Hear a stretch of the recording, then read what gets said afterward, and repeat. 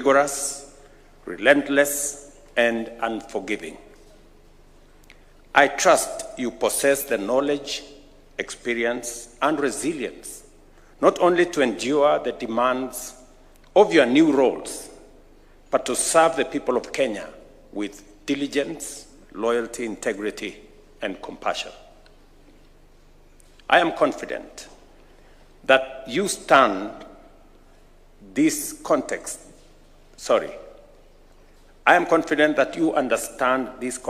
better than most, not only because you experienced it during vetting, but also because you made the significant life and career decision to join government at a time when public expectations are exceptionally high. Every day, we face numerous diverse and forceful allegations, accusations, and demands. We must take them seriously, always remembering that as the executive, we are the trustees of the people and ultimately accountable for the use of public authority and public resources.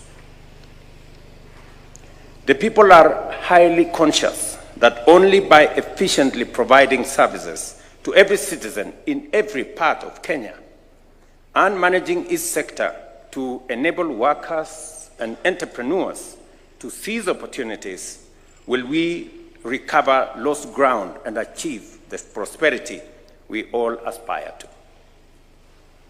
Expectations have never been higher, and failure is not an option. Our only valid response to criticism and demands is to perform our duties in a manner that increases public confidence in government. You are joining the executive at a defining midpoint, a moment that calls for greater effort and deeper commitment to achieving a national transformation that leaves nobody behind. You have been called to serve, not for personal gain, but to contribute to a team working to consolidate our progress and accelerate the implementation of our bold transformation agenda.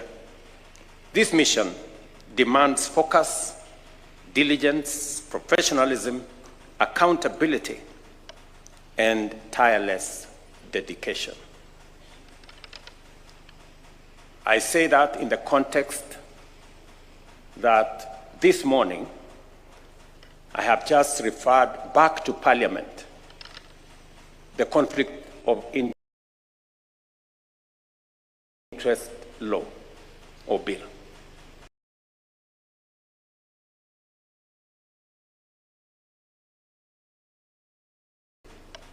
And tireless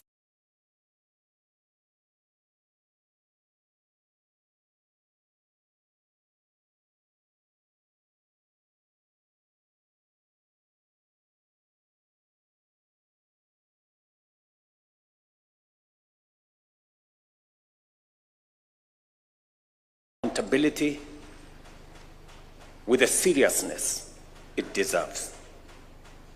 I expect both houses of Parliament to exercise leadership in making sure that we get a piece of law that will help us manage and eliminate eventually matters corruption that in many cases come as a result of conflict of interest for public officials who serve not the public, but their interest.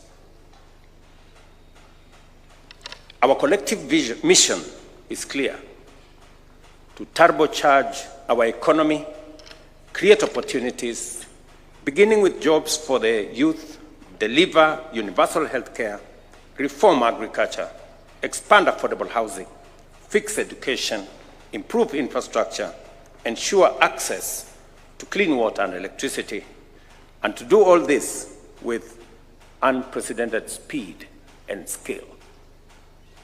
I say so because Today here, I welcome the men and women, young and seasoned, to public service. The balance between the energy, innovation, creativity of young people and the seasoned leaders who come with immense experience into this space is a good combination to energize this administration at this midpoint. And it is because there are three things that are fundamental. One, because of the provisions and the imperative of the Constitution to make sure that to the extent possible, we must be inclusive. It is the only way that we can harness the talent, the energy, the ideas, and the contribution of as many of us as possible in making Kenya the country we want it to be. And that is why I have engaged in ensuring that we have a broad-based government that carries as many of us as possible. And let me say this for the record, that this broad-based administration, in my opinion, is what we need to make sure that we can take head on the things that we have always wanted to do as a nation, that no one side can do it on their own. We have always known that we need to reform our education, and we need to make sure that we have an education system that is fit for purpose. But we haven't been able to tell ourselves the truth about the cost of our education. And we have always pretended that we can do everything for everybody, even those who can afford to do things for themselves.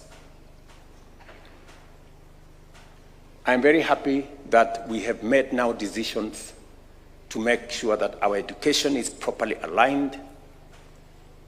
We have corrected the differences that we had in our CBC curriculum